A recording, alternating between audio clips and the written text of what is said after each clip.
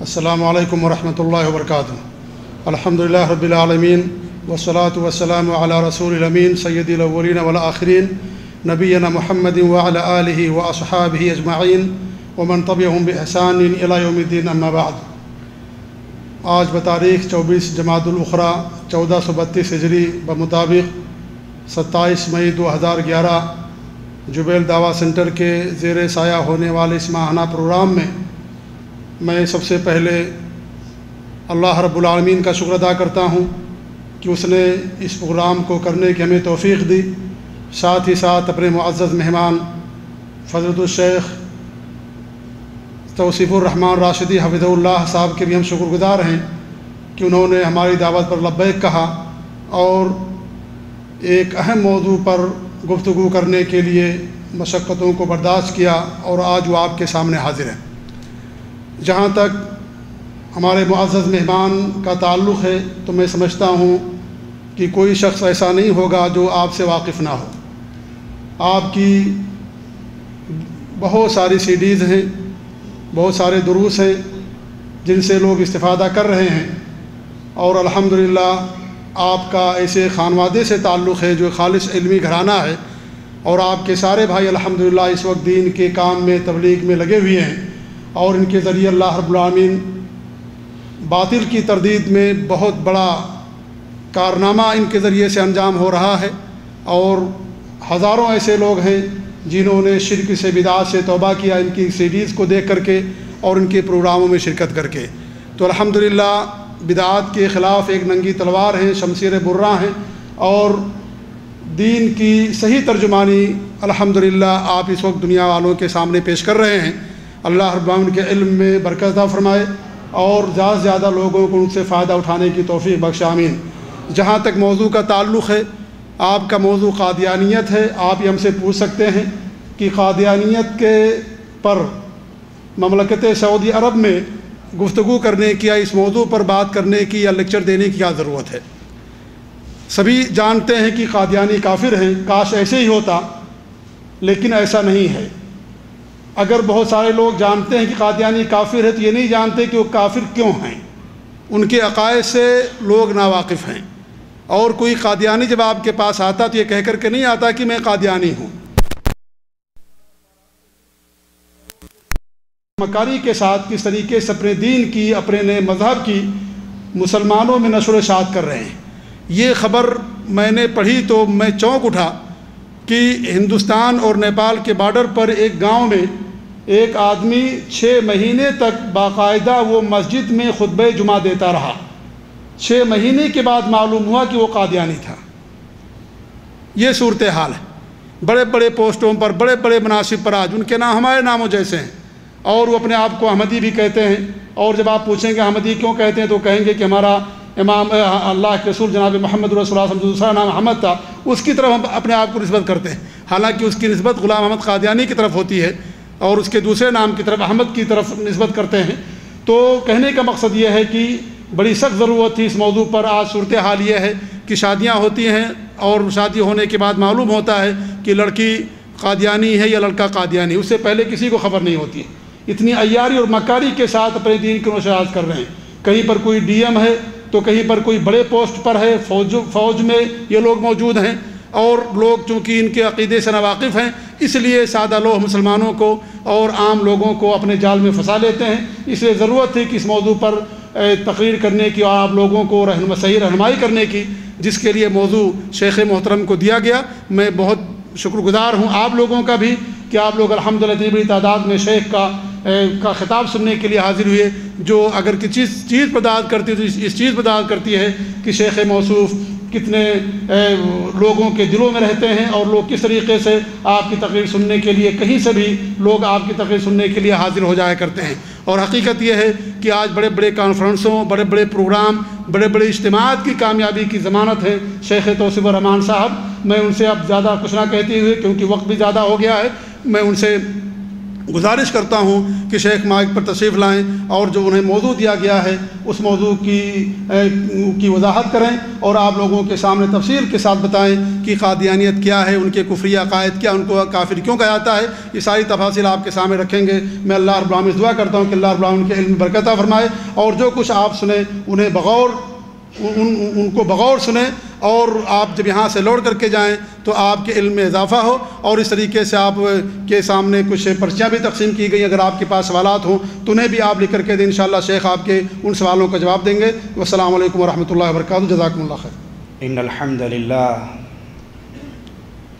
نحمده ونستعینه ونستغفره ونعوذ باللہ من شرور انفسنا ومن سیئات اعمالنا،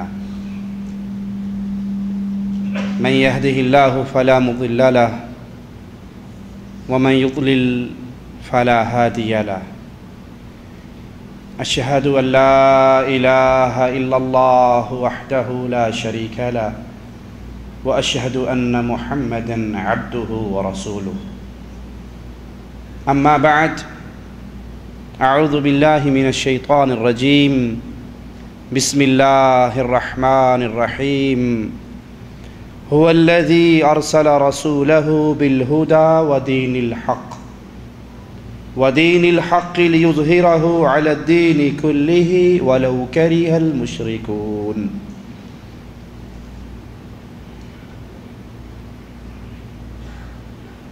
صحابہ کرام رضوان اللہ علیہم اجمعین، ان سے لے کر آج تک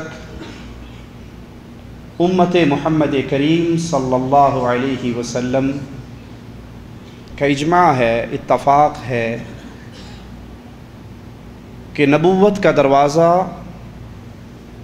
آمنہ کے لال، فاطمہ کے بابا محمد الرسول اللہ صلی اللہ علیہ وسلم کی آمد کے ساتھ بند ہو چکا ہے۔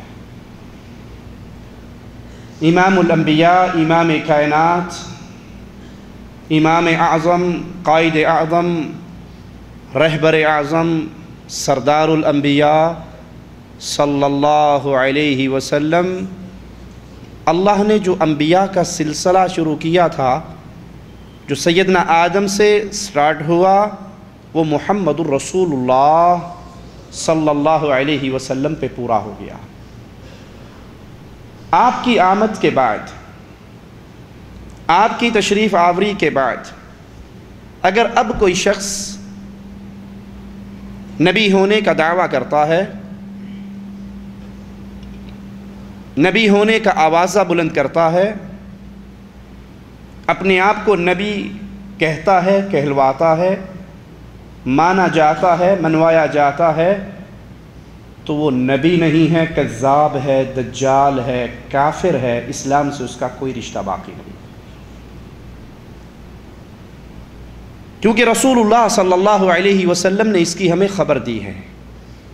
آپ نے فرمایا میں آخری نبی ہوں، میرے بعد اور کوئی نبی نہیں، ہاں میرے بعد کذاب اور دجال ہوں گے، نبی آمنہ کا لال محمد الرسول اللہ صلی اللہ علیہ وسلم آخری نبی ہیں۔ اللہ کے نبی علیہ السلام کسی خاص قوم، کسی خاص زمانے، کسی خاص دھرتی کی طرف نبی بنا کر نہیں بھیجے گئے، بلکہ محمد کریم صلی اللہ علیہ وسلم قیامت کی دیواروں تک کے لیے، پوری انسانیت، پوری کائنات کے لیے آخری نبی بنا کر بھیجے گئے۔ آپ کی تعلیمات، آپ کا پیغام دنیا کے ہر مسئلے کو، انسانی زندگی میں پیش آنے والے ہر پہلو کو اپنے نور سے منور کر رہی ہے، اور یہی پیغام اللہ کی کتاب بھی ہمیں دیتی ہے۔ مالک کا فرمان سنیے، هو الذی ارسل رسولہ بالہدی ودین الحق۔ اللہ وہ ذات ہے جس نے اپنے رسول کو بھیجا ہدایت دے کر، دین حق دے کر۔ ہدایت اور دین حق محمد کریم صلی اللہ علیہ وسلم کے ذریعے اللہ دنیا پر بھیج رہا ہے. اللہ اپنے نبی کو بھیج کیوں رہا ہے؟ لِيُظْهِرَهُ عَلَى الدِّينِ كُلِّهِ کہ دھرتی پہ جتنے ادیان ہیں ان سارے دینوں کو ختم کر کے محمد کے دین کو غالب کر دے صلی اللہ علیہ وسلم. پیارے حبیب کا نام آئے تو محبت سے کہا کریں صلی اللہ علیہ وسلم. یہ سودا مہنگا نہیں ہے، بہت سستا. دنیا کی مثال دے کے یہ سودا سمجھا دوں. کوئی بندہ یہ کہے 1 ریال دے دو، اس کے بدلے میں 10 ریال دوں گا، اس کے سامنے سے لائن ٹوٹے گی؟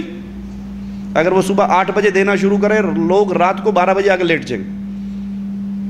اللہ کہتا ہے تم میرے رسول پہ 1 مرتبہ درود پڑھو، میں تم پہ 10 رحمتوں کا نزول کر دوں گا صلی اللہ علیہ وسلم. میرے نبی کا نام آئے تو انگوٹھے نہ چومو کہ نہ مصطفیٰ کے صحابہ نے چومے نہ صحابہ کے شاگردوں نے چومے.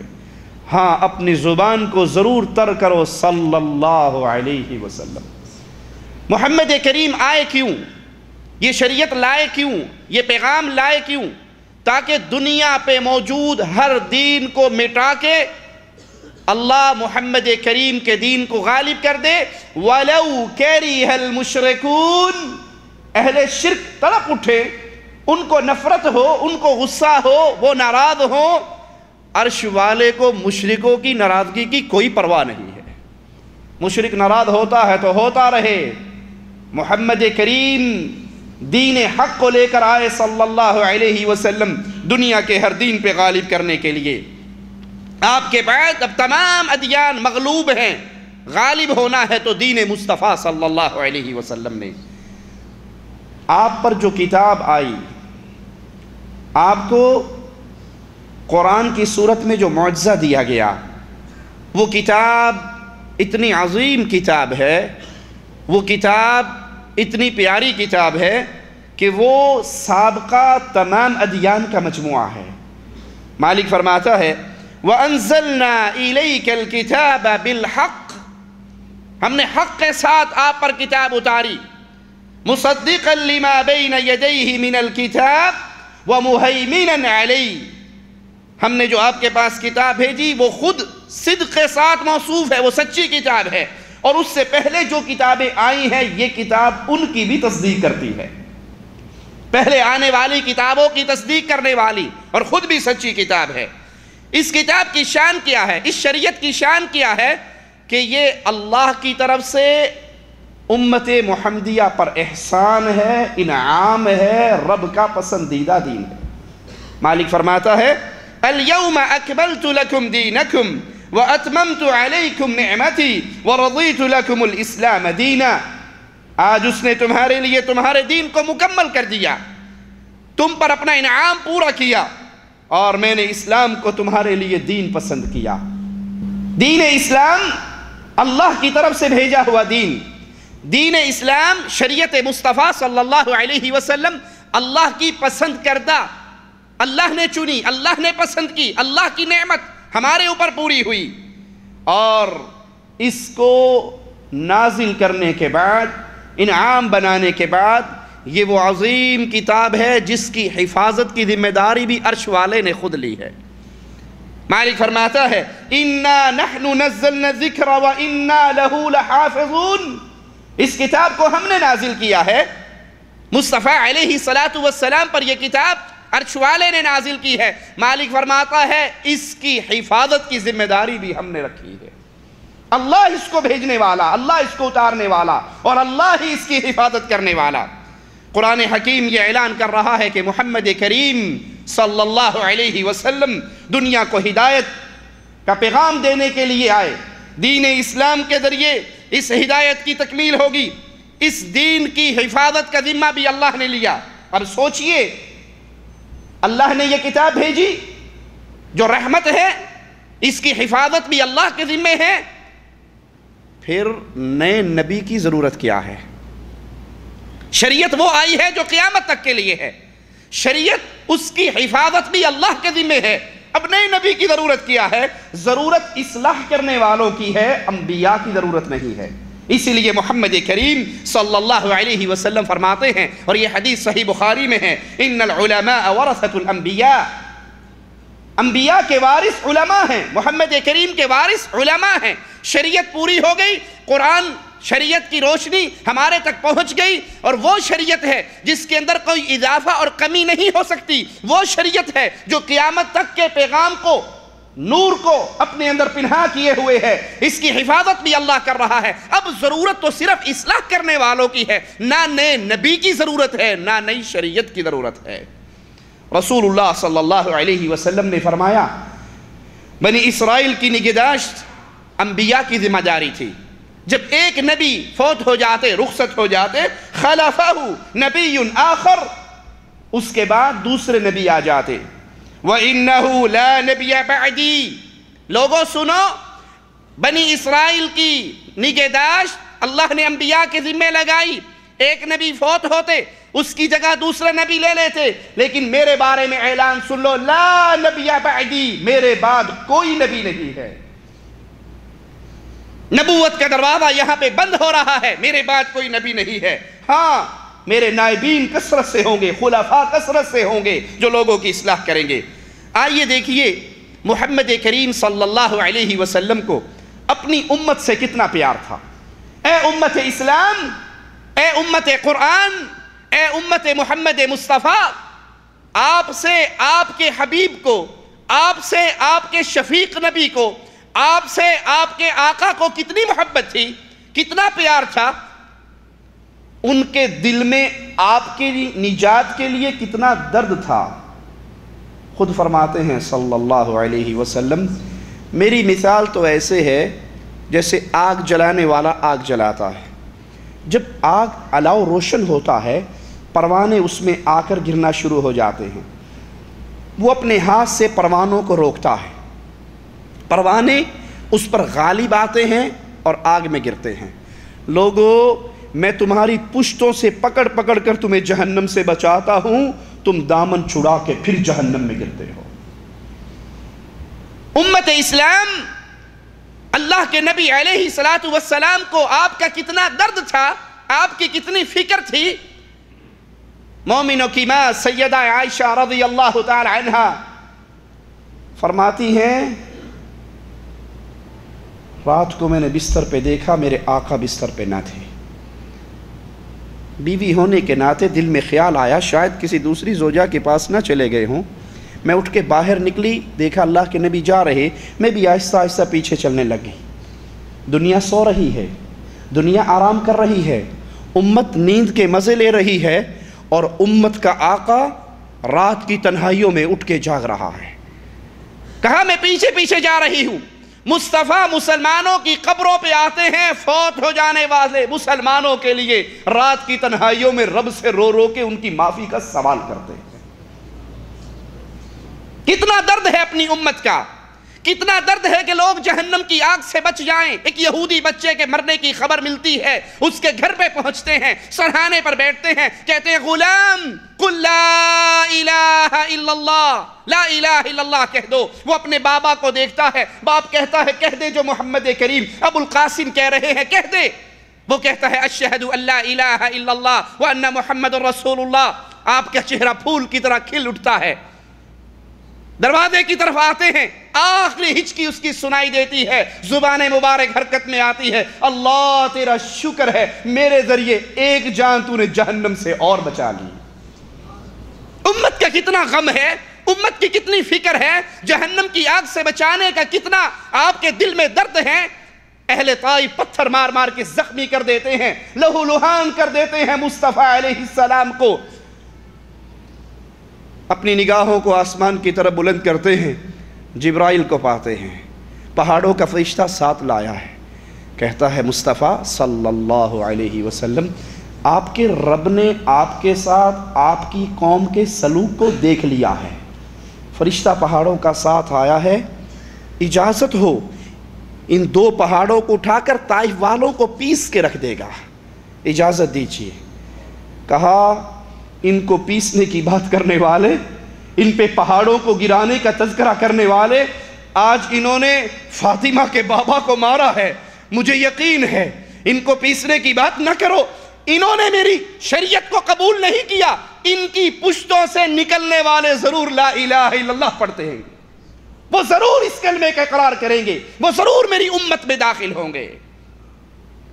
وہ حبیب علیہ السلام جو اپنی امت کو فرما کر گئے میں تمہیں ایک ایسی شریعت پہ چھوڑ کے جا رہا ہوں، لیلوہا کنہاریہا سوا، جس کی رات اتنی ہی چمکتی ہے جتنا اس کا دن چمکتا ہے۔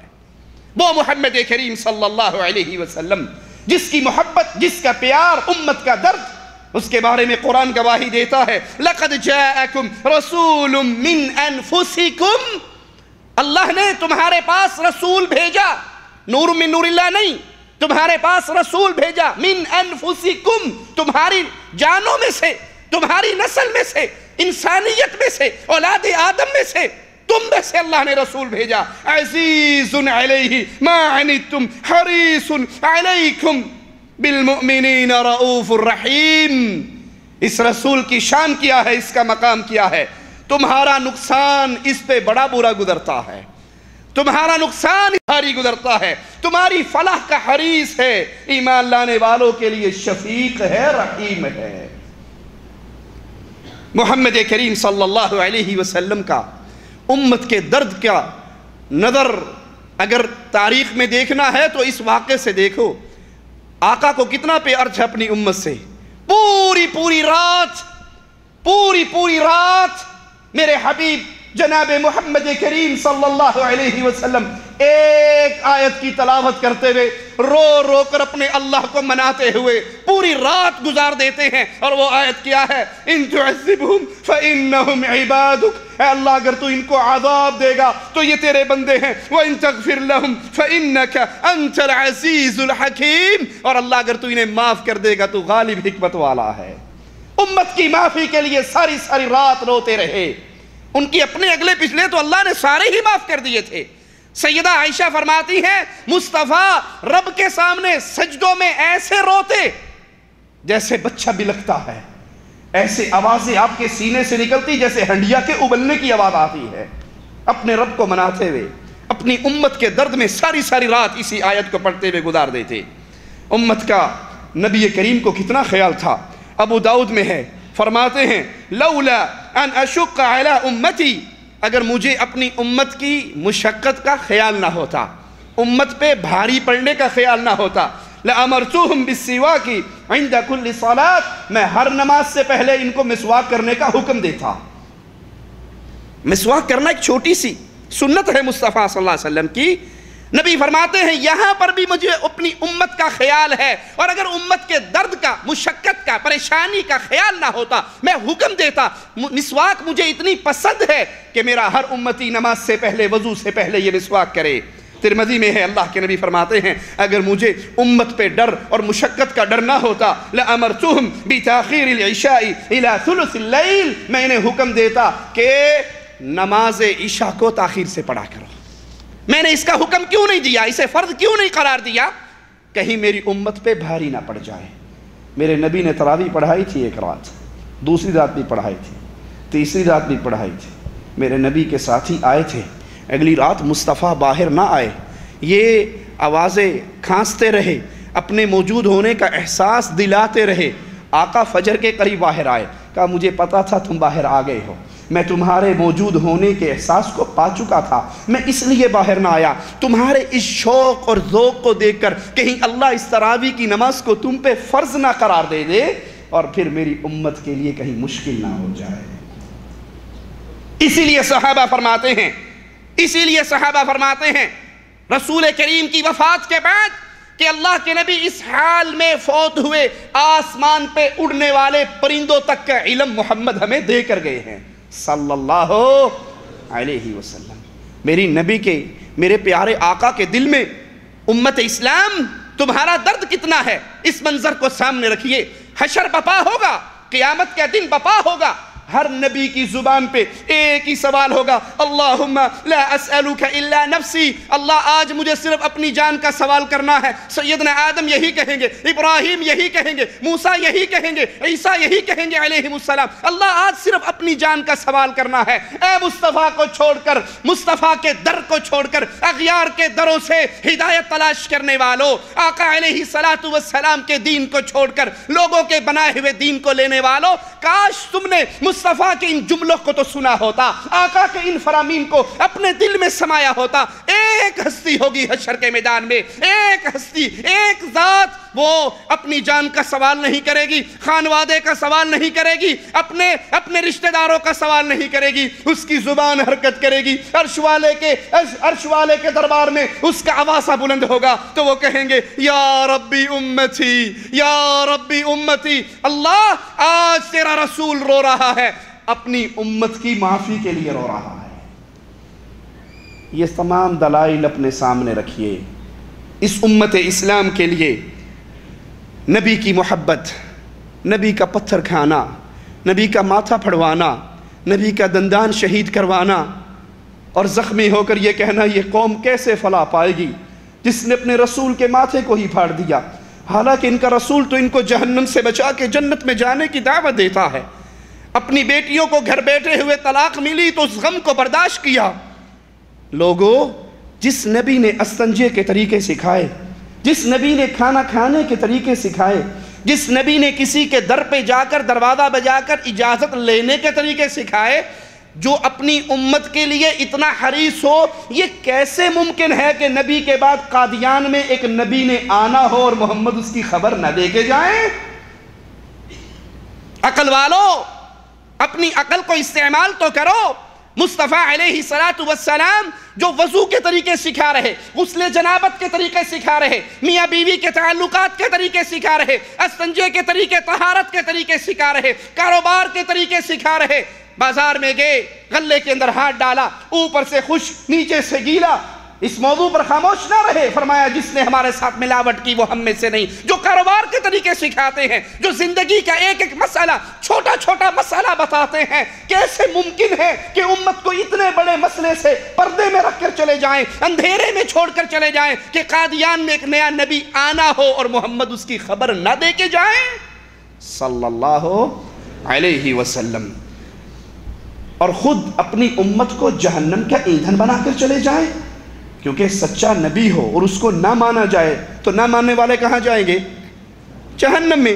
اور نبی خود فرما رہے ہیں میں تمہیں جہنم سے بچانے کے لیے تمہاری پشتوں سے پکڑ کر کھینچتا ہوں۔ فرمایا کوئی ایسا عمل نہیں جو تمہیں جنت میں لے کے جا سکتا ہو الا محمد رسول اللہ صلی اللہ علیہ وسلم، وہ عمل تمہیں بتا چکے ہیں۔ کوئی ایسا عمل نہیں جس کی وجہ سے تم جہنم میں جا سکو الا کہ محمد رسول اللہ اس عمل سے ڈرا چکے ہیں۔ چھوٹے چھوٹے مسئلوں سے ڈرانے والے، چھوٹی چھوٹی باتوں پہ جنت کی ترغیب دینے والے، اتنے بڑے مسئلے کہ ایک سچے نبی نے قادیان میں آنا تھا لیکن مصطفیٰ بتا کر نہیں گئے اور اس کو نہ ماننے کی وجہ سے امت جہنم کا ایندھن بنے۔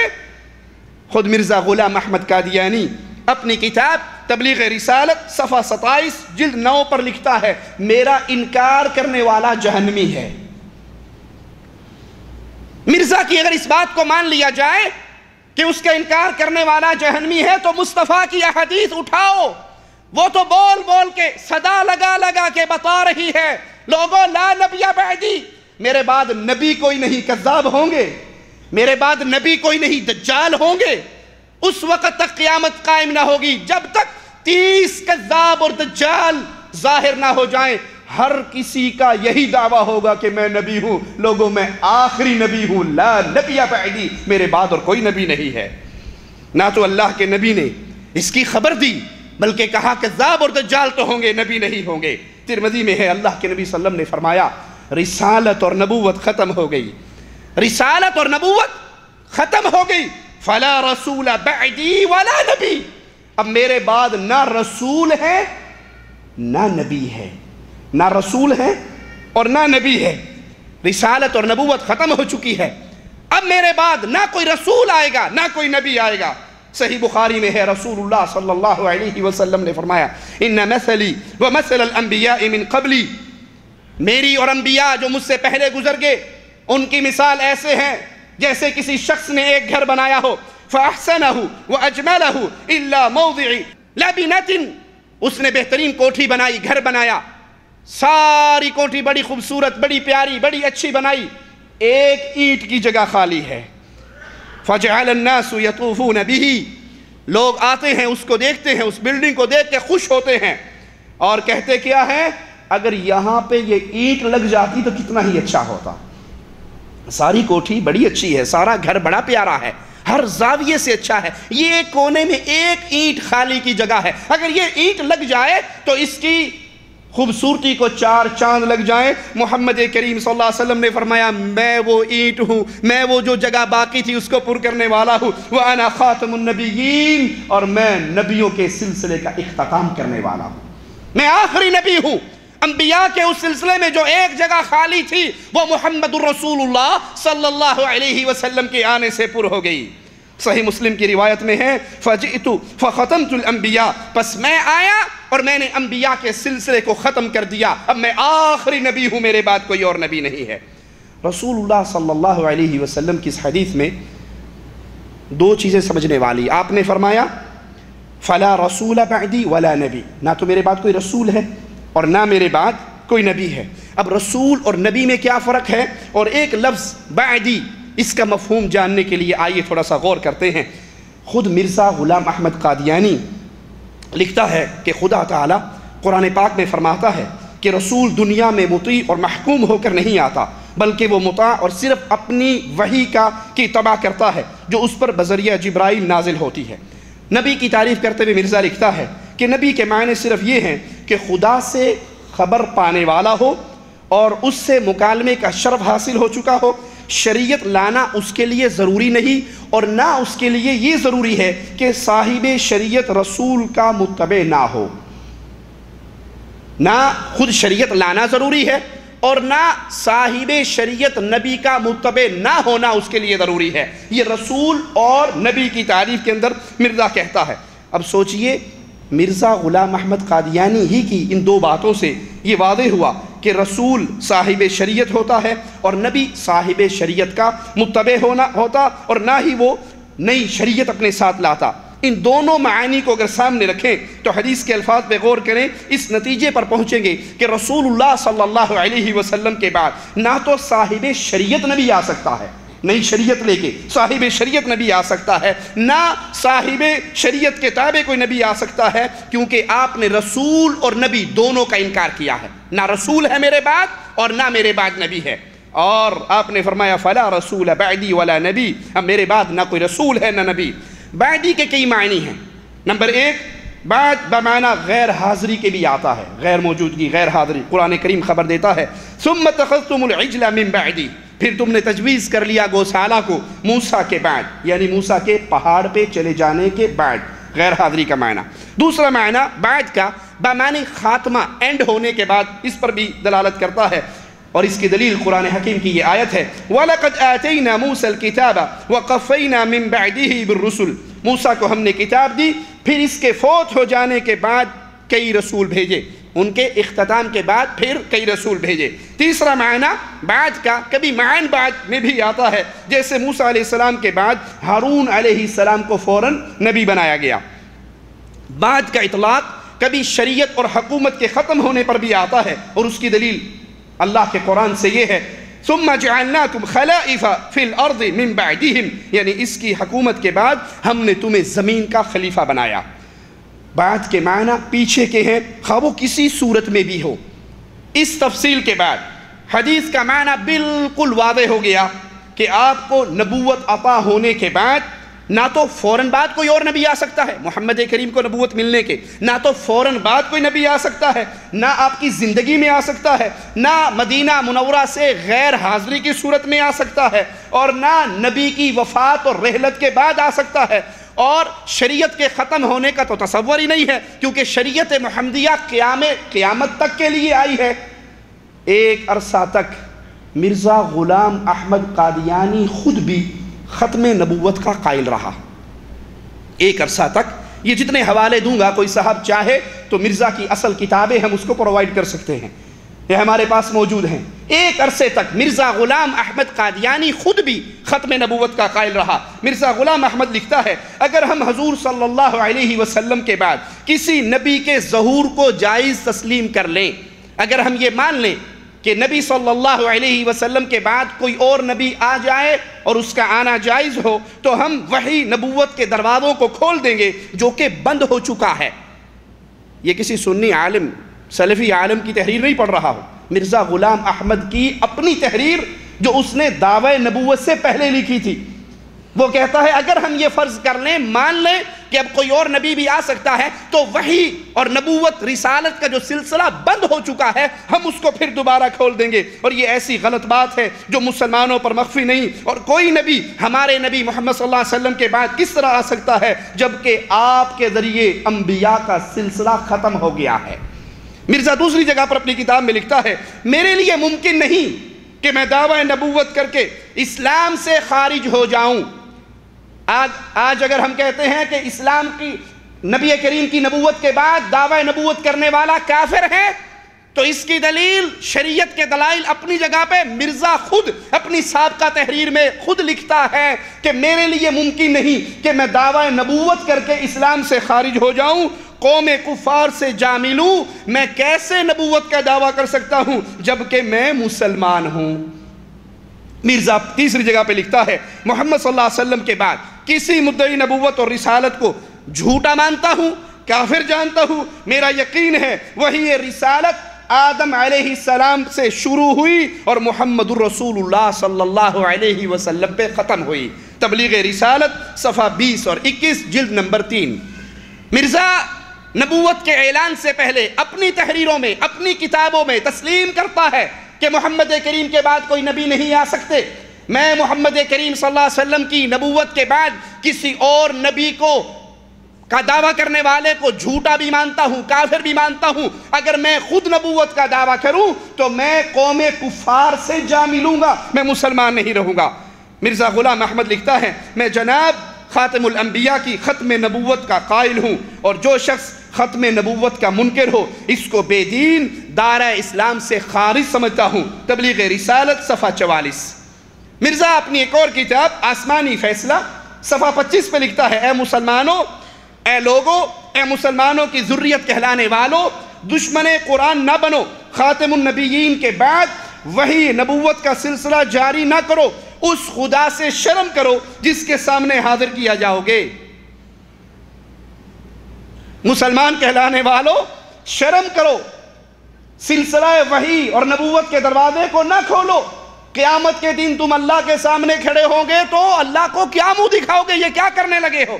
مرزا لکھتا ہے اصل حقیقت جس کی میں گواہی دیتا ہوں یہ ہے کہ ہمارے نبی محمد صلی اللہ علیہ وسلم خاتم الانبیاء ہیں، آپ کے بعد کوئی نبی نہیں آئے گا، نہ نیا نہ پرانا، بلکہ حضور کے بعد نبوت کا دعویٰ کرنے والا کافر ہے۔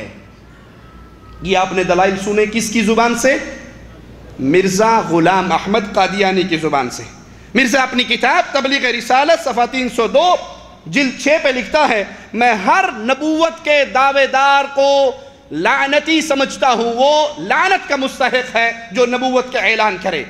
ان حوالہ جات سے جو ہم نے کسی مسلمان عالم کی کتاب سے نہیں دیے بلکہ مرزا غلام احمد قادیانی کی اپنی کتابوں سے پیش کیے، اس سے ثابت ہوتا ہے کہ سلسلہ نبوت سیدنا آدم علیہ السلام سے شروع ہوا، سیدنا محمد کریم صلی اللہ علیہ وسلم پر ختم ہوا۔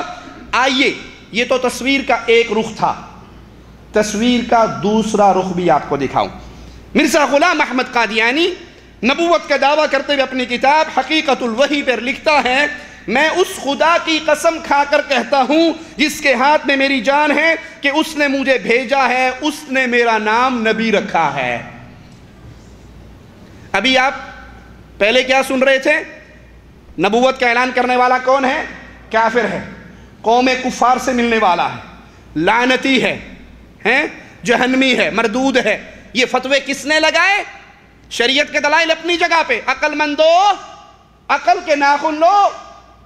مرزا صاحب اپنی کتاب میں خود تسلیم کر رہے ہیں میرے لیے جائز نہیں کہ میں نبوت کا اعلان کر کے قوم کفار سے جا ملوں، اور خود اپنی کتاب کے اندر لکھتا ہے کہ اس اللہ کی قسم کھا کر کہتا ہوں جس کے ہاتھ میں میری جان ہے، اس نے مجھے بھیجا ہے اور اس نے میرا نام نبی رکھا ہے۔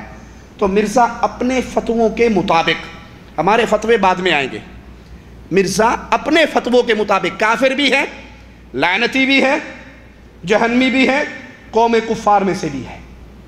یہ ہم نے فتویٰ نہیں لگایا، کوئی ہمارا جملہ سنے اور اس کے جسم میں آگ لگے تو مرزا کی اپنی کتابوں کو پڑھ لے، یہ فتوے اس نے خود دیے، اور یہاں پر وہ دعویٰ کر رہا ہے کہ میں نبی ہوں۔ مرزا لکھتا ہے کہ میں خدا کے حکم کے موافق نبی ہوں، اگر میں اس سے انکار کروں تو میں گناہگار ہوگا، اور جس حالت میں خدا میرا نام نبی رکھتا ہے میں کیوں کر انکار کر سکتا ہوں، میں اس پر قائم ہوں اس وقت تک جب تک میں دنیا سے گزر نہ جاؤں۔ اللہ نے میرا نام نبی رکھا ہے، اللہ نے مجھے نبوت دی ہے، اگر میں انکار کروں اللہ کی دی ہوئی نبوت کا تو گنہگار ہوں گا۔ یہ مرزا صاحب کہہ رہے ہیں، اور اس سے پہلے یہی مرزا کہہ کر گیا کہ جو نبوت کا دعویٰ کرے وہ کافر ہے، وہ ملعون ہے، اس پر لعنت ہے۔ مرزا لکھتا ہے دافع البلا صفحہ 11 پر، سچا خدا وہ ہے جس نے قادیان میں اپنا رسول بھیجا۔ یعنی اگر کوئی قادیان میں آنے والے رسول کا انکار کرے تو وہ حقیقت میں اللہ کا انکار کر رہا ہے۔ سچا خدا وہ ہے جس نے قادیان میں رسول بھیجا، اور جس نے مدینہ میں رسول بھیجا وہ کون ہے؟ بڑا پیارا مناظرہ ہے مرزا کا مولانا ثناء اللہ امرسری رحمہ اللہ سے۔ مناظرے میں وہ کہنے لگا کہ وہ جو قرآن پاک میں آتا ہے نا، عیسیٰ علیہ السلام نے بشارت دی، سیاتی من بعد اسمہ احمد، میرے بعد ایک نبی آنے والا ہے اور اس کا نام احمد ہے، تو میں وہ احمد ہوں جس کی بشارت قرآن میں دی گئی۔ اللہ نے شیخ ثناء اللہ رحمہ اللہ کو مناظرے کے اندر ایک بڑا فن عطا کیا تھا، فوراً عقلی دلیل سے اس کا منہ بند کر دینا، یہ ان کا بہت بڑا ملکہ تھا۔ کہا مرزا تیرا نام ہے غلام احمد، تیرا نام ہے غلام احمد، قرآن میں جس کی بشارت ہے اس کا نام کیا ہے؟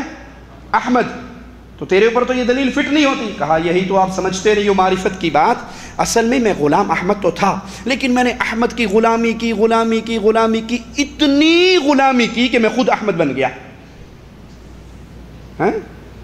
یہ اصل میں صوفیہ سے لیا اس نے، صوفیہ کرتے ہیں نا فنا فی الشیخ فنا فی الرسول، اور آخر میں فنا فی اللہ، کرتے کرتے کرتے کرتے ایک صوفی لکھتا ہے 40 سال تک میں رب کو تلاش کرتا تھا، اپنے آپ کو پاتا تھا، اب اس 40 سال کے بعد میں اپنے آپ کو تلاش کرتا ہوں تو اللہ کو پاتا ہوں۔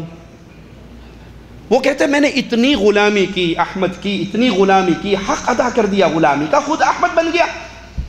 شیخ ثناء اللہ رحمہ اللہ کہنے لگے تیری بات ٹھیک ہے، میرا نام کیا ہے؟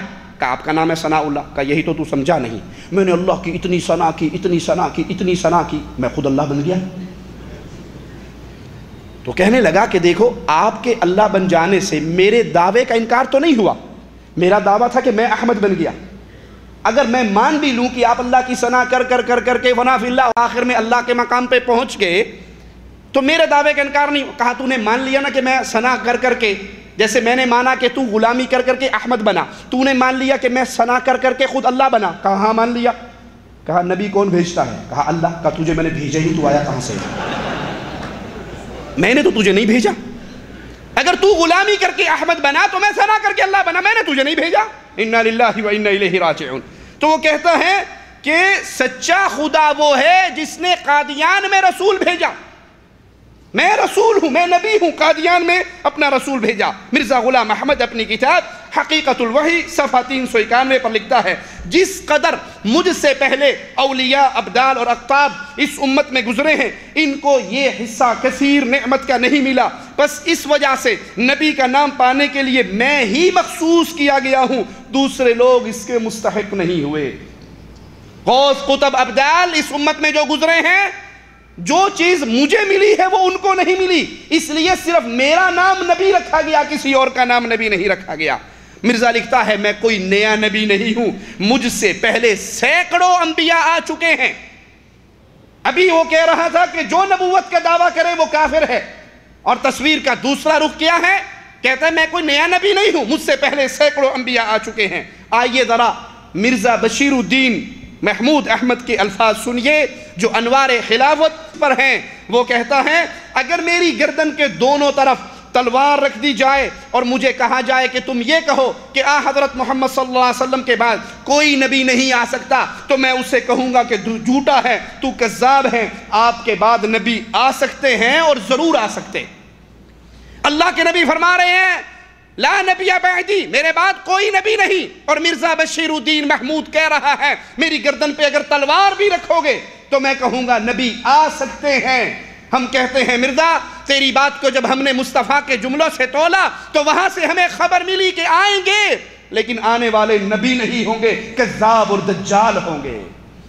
نبی آمنہ کا لال محمد الرسول اللہ صلی اللہ علیہ وسلم آخری نبی ہیں. مرزا محمود مزید لکھتا ہے میں پبلک اور حکام کی اطلاع کے لیے یہ بات واضح کر دینا چاہتا ہوں کہ حضرت مسیح موعود کو اللہ تعالیٰ کا مقدس نبی بنی نوع انسان کا نجات دہندہ بنا کر بھیجا گیا ہے. پبلک بھی سن لے، حکام بھی سن لے کہ مرزا غلام احمد قادیانی یہ انسانیت کی طرف نبی بنا کر بھیجا گیا، مقدس نبی ہے اور انسانیت کا نجات دہندہ ہے. تعجب ہے مرزا غلام احمد قادیانی پر، ایک طرف نبوت کے دعوے دار کو کافر کہہ رہا ہے، کذاب کہہ رہا ہے، دائرہ اسلام سے خارج مان رہا ہے، لعنتی قرار دے رہا ہے، اور دوسری طرف خود ہی نبوت کا دعویٰ بھی کرتا ہے. کیا یہ تضاد بیانی نہیں ہے؟ کیا یہ جھوٹے ہونے کی نشانی نہیں ہے؟ جو جھوٹا انسان ہوتا ہے، جو کذاب ہوتا ہے، اس کی بات میں کبھی بھی ایک کلام نہیں ہوگا. اس کی گفتگو میں کبھی وہ کچھ کہے گا اور کبھی وہ کچھ کہے گا. یہ جھوٹے ہونے کی نشانی کے لیے کافی ہے کہ انسان کے کلام میں تضاد ہو. یہ جملہ میں نہیں کہہ رہا، یہ جملہ خود مرزا غلام احمد قادیانی کہتا ہے. سنیے اپنی کتاب حقیقت الوحی صفحہ 184 پہ مرزا غلام احمد قادیانی لکھتا ہے ایک شخص کی حالت، اس شخص کی حالت ایک مخبوط الحواس انسان کی ہے جو اپنے کلام میں کھلا تناقض رکھے، ایک بات کچھ کہے، ایک بات کچھ کہے، اس کی اپنی باتیں آپس میں ٹکرا رہی ہو. مرزا غلام احمد قادیانی مانتا ہے کہ ایسا شخص پاگل ہے، مینٹل کیس ہے، اس کے حواس، اس کی ہوش ٹھکانے پہ نہیں ہے. مرزا براہین احمدیہ صفحہ 112 جلد 5 پہ لکھتا ہے جھوٹے انسان کے کلام میں تناقض ہوتا ہے. جادو وہ جو سر چڑھ کے بولے. ہم نے آپ کو قرآن و حدیث کے دلائل دیے، وہ اپنی جگہ پہ. مرزا غلام احمد کی کتابوں سے ایک چیز کیا ثابت کی کہ وہ نبوت کا دعویٰ کرنے والے کو کافر، ملعون، لعنتی، دائرہ اسلام سے خارج، قوم کفار کا شخص مانتا ہے. دوسری طرف خود یہی سارے دعوے کرتا ہے. اور تیسرا حوالہ بھی اسی کی کتابوں کا، وہ کہتا ہے پاگل ہے، مینٹل کیس ہے، جھوٹا ہے وہ آدمی جس کے کلام میں ٹکراؤ ہو. تو اگر آج مرزا غلام احمد قادیانی کو جھوٹا کہا جائے تو اس کی اپنی کتابوں سے یہ بات ثابت ہے، اس کے اپنے دعووں سے ثابت ہے. وہ خود اپنے آپ کو کذاب اور جھوٹا کہہ رہا ہے، اپنے آپ کو پاگل کہہ رہا ہے کہ اگر کسی کے کلام میں تناقض ہو یہ جھوٹا ہونے کے لیے کافی ہے اور پاگل ہونے کے لیے کافی ہے. اس پر مرزا کی جرت کا اظہار دیکھیے کہ ایک طرف اپنی نبوت کو نبی کریم صلی اللہ علیہ وسلم کی نبوت کا مظہر خیال کرتا ہے کہ کمال نبوت، مصطفیٰ کی کمال نبوت کا مظہر مرزا غلام احمد قادیانی ہے. لکھتا ہے اگر کوئی شخص یہ کہے جب نبوت ختم ہو چکی تو اس امت میں نبی کس طرح ہو سکتا ہے، تو اس کا جواب یہ ہے کہ خدا تعالیٰ نے اس بندے کا نام اس لیے نبی رکھا کہ سیدنا محمد صلی اللہ علیہ وسلم کے نبوت کا کمال امت کے کمال کے ثبوت کے بغیر ہرگز ثابت نہیں ہوتا. نبی کریم کی نبوت کا کمال، آپ کی عزت کا کمال، جب تک امت کے اندر بھی ایسا ہی کمال نہ ہو تو اللہ کے نبی کا کمال ثابت نہیں ہوتا. اور اس کے بغیر محض دعویٰ ہی دعویٰ ہے جو اہل عقل کے نزدیک بے دلیل ہے. کسی فرد پر ختم نبوت ہونے کی یہی معنی ہے کہ کمالات نبوت اس پر ختم ہے، اور نبی کے بڑے کمالات میں سے نبی کا فیض پہنچانے میں کامل ہونا ہے، اور یہ جب تک اس امت میں اس کا نمونہ نہ پایا جائے ثابت نہیں ہوتا. نبی کے کمالات، نبی کی شان ثابت نہیں ہوتی جب تک اس کی امت میں سے اسی شان کا بندہ نہ ہو. تو نبوت کا دعویٰ، نبی کے کمال کا دعویٰ صرف دعویٰ ہی دعویٰ ہے.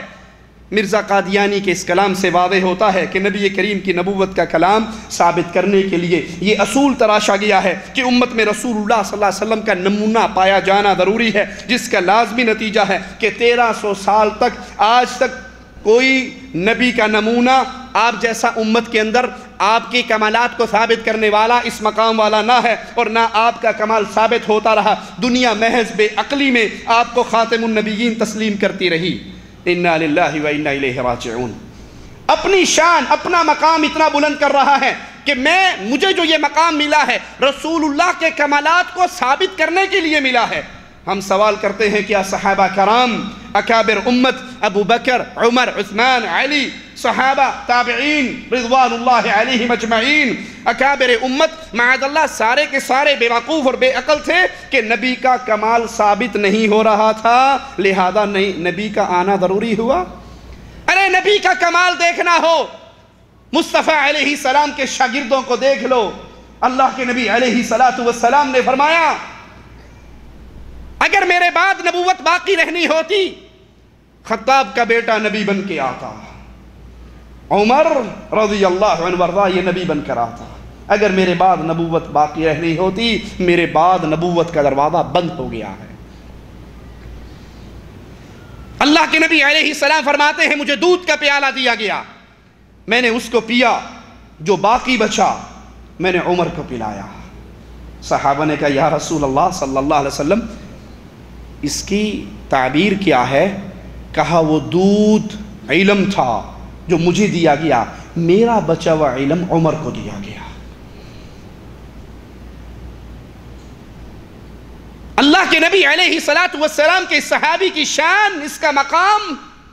مومنوں کی ماں کہتی ہیں قرآن ہمارے بستر پہ اترتا تھا, عمر کی رائے سے اترتا تھا. کسی مسئلے میں عمر کلام کرتا تھا, رب اس کو قرآن بنا دیتا تھا.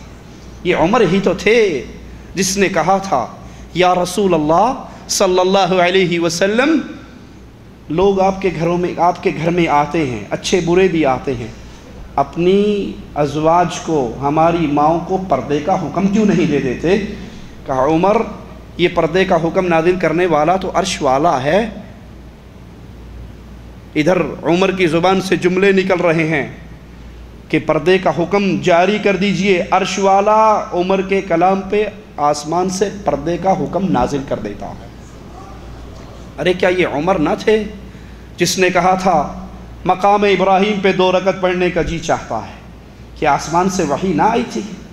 کیا یہ عمر نہ تھے جس نے کہا تھا یا رسول اللہ صلی اللہ علیہ وسلم یہ بدر کے قیدی آئے ہیں, ان سے جزیہ نہ لو, میرے حوالے کرو, عثمان کے حوالے کرو, ابو بکر کے اس کے حوالے کرو. آج ہم اپنے رشتہ داروں کی گردنیں کاٹ کر اعلان کریں ہم محمد کے ماننے والے ہیں اور جو محمد کا دشمن ہے وہ ہمارا دشمن ہے صلی اللہ علیہ وسلم. کیا یہ عمر نے نہ کہا تھا؟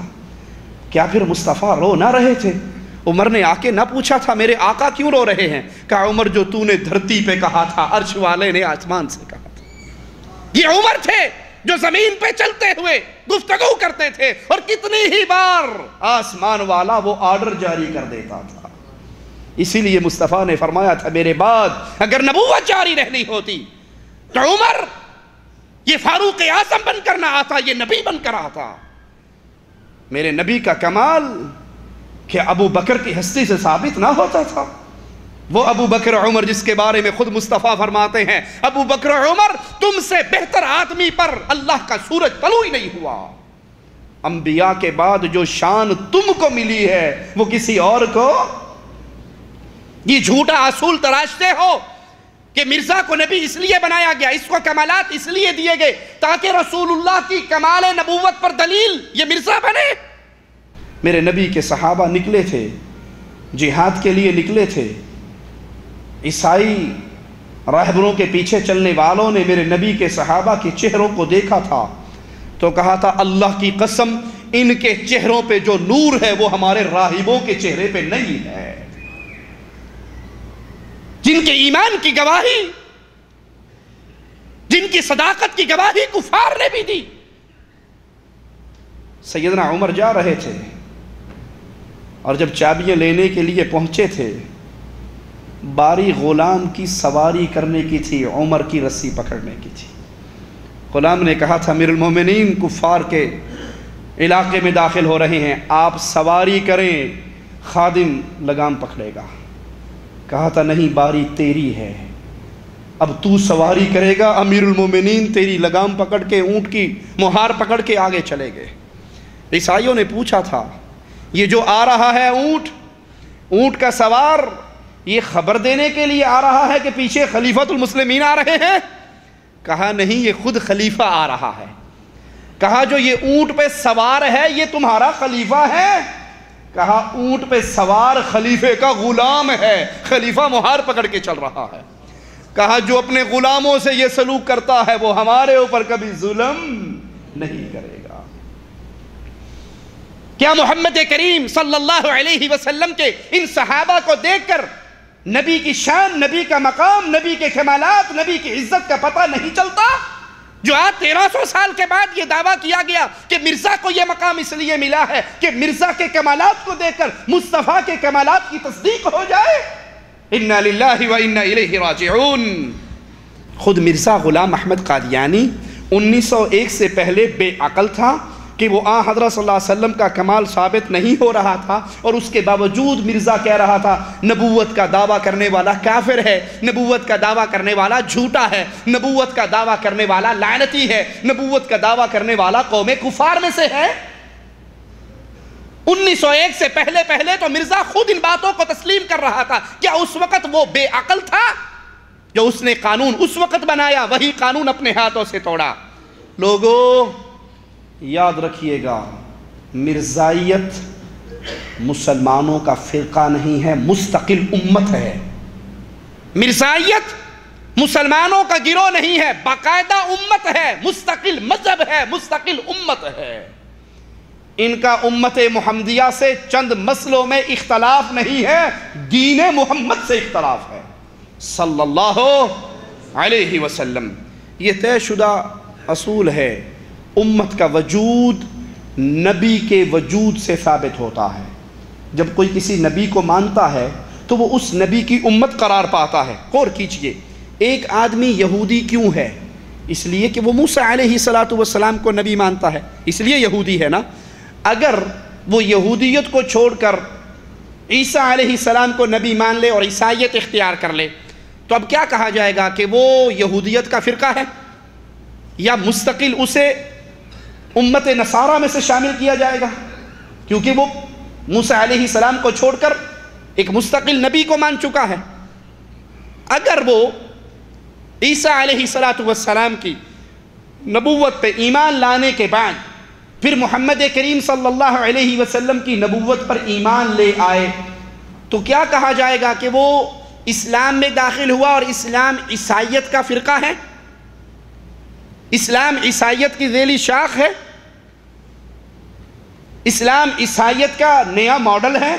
نہیں، بلکہ یہ کہا جائے گا کہ یہ امت نصارہ سے نکل کر امت محمد میں شامل ہو گیا صلی اللہ علیہ وسلم۔ کیوں؟ کیونکہ اس نے مستقل ایک اور نبی کو تسلیم کیا ہے۔ جب وہ یہودیت کو چھوڑتا ہے اب وہ یہودی نہیں رہا، عیسائی بن گیا۔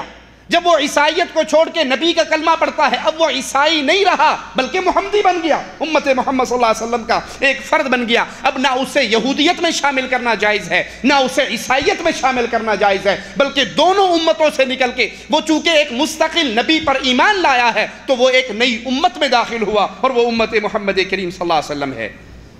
اب اسے مسلمان ہونے والے کو نہ یہودی کہہ سکتے ہیں، نہ عیسائی کہہ سکتے ہیں، نہ یہودیت اور عیسائیت کا فرقہ کہہ سکتے ہیں۔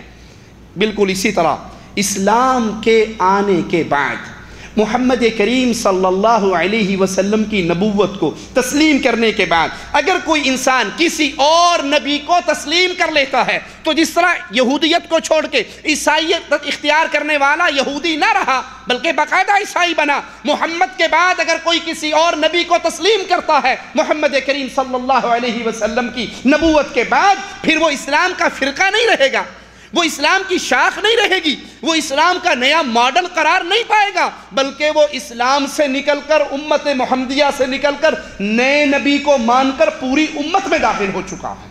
وہ امت اسلام کے علاوہ کوئی اور امت ہے۔ یہاں صرف چند عقائد میں اتحاد ہونا دلیل نہیں ہے کہ یہ اسی امت میں باقی ہے۔ دھوکہ دیتے ہیں کہ دیکھیں جی وہ تو نماز بھی پڑھتے ہیں، وہ روزہ بھی رکھتے ہیں، پاکستان سے جو پاسپورٹ ان کا بنتا ہے وہ تو کافر کا بنتا ہے، لیکن جن انگریزوں کی پیداوار ہیں وہ تو ان کو مسلمان کا پاسپورٹ دیتے ہیں، وہاں کے پاسپورٹ پہ وہ چوری چھپے عمرہ حج کرنے بھی آتے ہیں۔ تو نماز پڑھنا، روزہ رکھنا، حج کرنا، یہ چند عبادات جیسی ہماری ہیں ویسی ان کی ہے، ملتی جلتی ہیں، لہذا وہ مسلمانوں کی ہی ایک شاخ ہے، کیونکہ چند عقائد مل رہے ہیں۔ چند عقائد کے اتفاق ہونے سے وہ امت محمدیہ میں شامل نہیں ہوتے، کیونکہ محمد کریم کے آنے کے بعد صلی اللہ علیہ وسلم انہوں نے مستقل ایک نبی کی نبوت کو مانا ہے۔ جب اس کی نبوت کو مانا تو اس کی امت میں شامل ہوئے۔ چند عقائد کا اتفاق ان کو سابقہ امت پہ برقرار نہیں رکھتا، وگرنہ عیسائیت کو یہودیت سے الگ کرنے کے کیا معنی؟ اسی طرح اسلام عیسائیت سے مختلف کیوں ہوا؟ حالانکہ قرآن حکیم خبر دیتا ہے ان ھذا لفی الصحف الاولی صحف ابراہیم و موسیٰ، یہ مضمون اگلے صحیفوں میں بھی ہے، ابراہیم اور موسیٰ کے صحیفوں میں۔ دین تو انبیاء کو جو دیا گیا وہ ایک ہے۔ قرآن حکیم خبر دیتا ہے شرع لکم من الدین ما وصى به نوحا والذی اوحینا الیک وما وصینا به ابراہیم وموسیٰ وعیسیٰ۔ اللہ نے تم لوگوں کے لیے جو دین بھیجا ہے، اس کی نصیحت، اس کی وحی، تو نوح کو اس کا حکم دیا جس کو ہم نے آپ کے پاس وحی کے ذریعے نازل کیا، جس کا ہم نے ابراہیم، موسیٰ اور عیسیٰ کو حکم دیا۔ یہ اللہ کی طرف سے بھیجا ہوا دین، یہ تو ایک دین ہے۔ انبیاء پر جو شریعت آئی، یہ دین تو ایک ہے، دین توحید۔ اللہ تعالیٰ نے تمام انبیاء کو ایک ہی دین دیا، جیسا کہ سابقہ آیات سے ظاہر ہوا، لیکن اس کے باوجود انبیاء کی پیروی کرنے میں امتیں مختلف ہوئیں، مختلف ناموں سے مشہور ہوئی۔ موسیٰ علیہ السلام کو ماننے والے یہودی، عیسیٰ علیہ السلام کو ماننے والے عیسائی، محمد کریم صلی اللہ علیہ وسلم کو ماننے والے محمدی امت کہلائے۔ اسی طرح آج اگر کوئی شخص محمد کریم صلی اللہ علیہ وسلم کے بعد کسی نبی کو تسلیم کرے، وہ مسلمان نہیں بلکہ اس نبی کا پیروکار ہے اور اس کا امتی ہے۔ یہ اصول جو میں نے آپ کے سامنے رکھا، یہی اصول خود مرزا غلام احمد قادیانی بھی بیان کرتا ہے، سیم یہی الفاظ۔ سنیے، اپنی کتاب آئینہ کمالات صفحہ 344 پہ بیان کرتا ہے جو شخص نبوت کا دعویٰ کرے، اس دعوے میں ضروری ہے کہ وہ خدا تعالیٰ کی ہستی کا اقرار کرے، اور نیز یہ بھی کہے کہ خدا کی طرف سے میرے پر وحی نازل ہوتی ہے، نیز خلق اللہ کی مخلوق کو وہ کلام بھی سنا دے جو اس پر خدا تعالیٰ کی طرف سے نازل ہوا ہے، اور ایک امت بنا دے جو اس کو نبی سمجھتی ہو اور اس کی کتاب کو اللہ کی کتاب جانتی ہو۔ یہ اصول کون بیان کر رہا ہے؟ خود مرزا غلام احمد قادیانی، کہ جو اپنے آپ کو نبی سمجھے، اپنی نبوت کا دعویٰ کرے، پھر وہ لوگوں کو پیغام دے کہ میں اللہ کا نبی ہوں، اللہ کا مجھ پہ کلام نازل ہوتا ہے، مجھ پر کلام آتا ہے، اللہ کی کتاب کو لوگوں تک پہنچائے اور ان لوگوں کو مستقل ایک امت بنائے جو اس کو نبی مان چکی ہے۔